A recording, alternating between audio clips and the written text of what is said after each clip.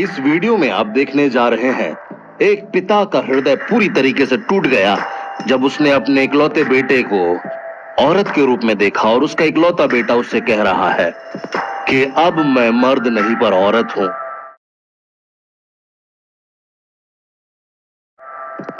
देखिए, परमेश्वर का हृदय भी ऐसे ही दुखी होता होगा जब वह मनुष्यों को, अपने बच्चों को यह सब करते देखता है। शैतान के भ्रम में आकर लोग अपनी जिंदगियां तबाह कर रहे हैं। इस पिता के हृदय के दर्द को समझने की कोशिश कीजिए जो शैतान ने इसे पहुंचाया। शैतान परिवारों को बर्बाद कर रहा है। प्रभु यीशु के लोगों, प्रार्थना में और ज्यादा गंभीर हो जाएं, प्रभु के निकट आएं, क्योंकि यीशु का आगमन निकट है। मनुष्य ऐसी ऐसी हरकतें कर रहा है जो परमेश्वर के हृदय को दुखी कर रही हैं, क्योंकि वह भी पिता है हमारा। इस पिता का हृदय टूट गया जब उसने अपने बेटे को औरत के रूप में देखा। कुछ हो या ना हो, ये रहना जरूरी है। वो क्या है? वही है जीवन। आदि में परमेश्वर सबको बनाए, तब उसने बगीचे के बीच में एक वृक्ष भी लगाया।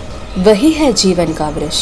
क्या आप जानते हो बाइबल के विद्वानों क्या कहते हैं? वो वृक्ष बगीचे के बीच में थोड़ा ऊंचे स्थान में था। तो क्या है इस वृक्ष का विशेषता? देखे तो यह वृक्ष इसके निर्माता के जीवन को दर्शाता है। परमेश्वर के जीवन को क्या? हाँ, वो अनंत जीवन को ही। पहली आज्ञा तो हम जानते हैं, बगीचे में रहने वाले सभी फल को खा सकते हो पर एक को छोड़कर, यानी जीवन का वृक्ष के फल को खाने को आदम और हव्वा को अनुमति दी गई थी। उसी समय में उस वृक्ष के बगल में एक और वृक्ष था।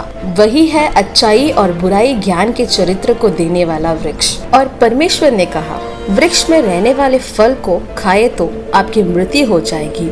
इसका मतलब आप मुझसे दूर हो जाओगे। ऐसे कैसे ये वृक्ष करेगा?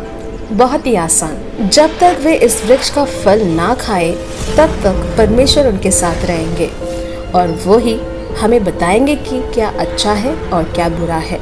लेकिन हम तो कहानी जानते हैं कि क्या हुआ था। आदम और हव्वा ने इस फल को खाया और आगे उन्होंने ही निर्णय और अधिकार लिया कि क्या अच्छा है और क्या बुरा है। यानी कि बनाने वाले परमेश्वर को एक परमेश्वर के जैसे स्वीकार नहीं किए और वे खुद ही देवताओं की रचना करने लगे। अरे, फिर से जीव का वृक्ष फल नहीं खा सकते क्या? कहानी खत्म नहीं हुआ। प्रभु बहुत ही दयालु है। प्रश्न ये है कि जीवन के वृक्ष का फल कैसे खाया जाए और अनंत जीवन की ओर कैसे लौटा जाए। ठीक है, वैसे बाइबल में आगे जाकर देखेंगे तो मूसा के बारे में देखेंगे तो मूसा के पास परमेश्वर आकर बातें करते हैं।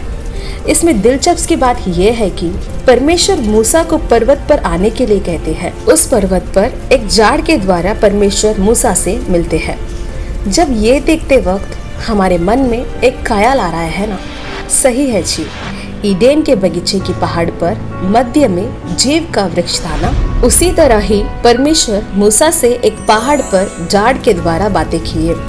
वहाँ भी परमेश्वर क्या कर रहे हैं देखे तो हमें विकल्प देते हैं। क्या आप दोबारा मुझे परमेश्वर के रूप में अपनाएंगे या हमेशा की तरह आप देवताओं को बनाने जा रहे हो? वैसे कहकर परमेश्वर विकल्प रख रहे हैं। हम तो जानते ही है कि कहानी क्या थी। उन लोगों ने खुद फिर से देवताओं को बनाने शुरू किए। इसमें हम कैसे भरोसा कर सकते हैं? और अब थोड़ा सा हम बाइबल में पीछे जाकर देखें तो एक इंसान है, वो मैं ही जीवन हूँ कहते हैं और परमेश्वर के राज्य को पृथ्वी पर स्थापित करने जा रहा हूँ वैसे कहते हैं।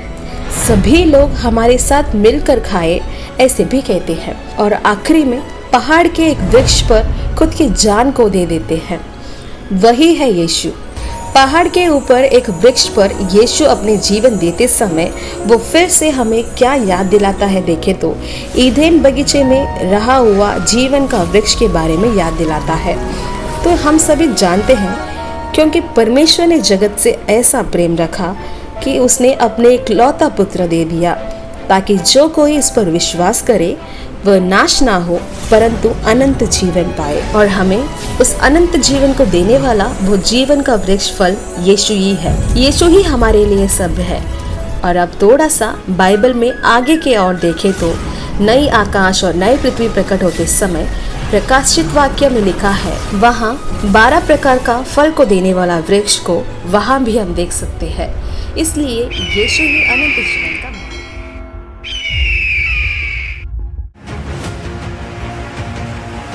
मेरे पुत्र, यहोवा की शिक्षा से मुंह न मोड़ना, और जब वह तुझे डांटे तब तू बुरा न मानना। जैसे पिता अपने प्रिय पुत्र को डांटता है, वैसे ही यहोवा जिससे प्रेम रखता है उसको डांटता है।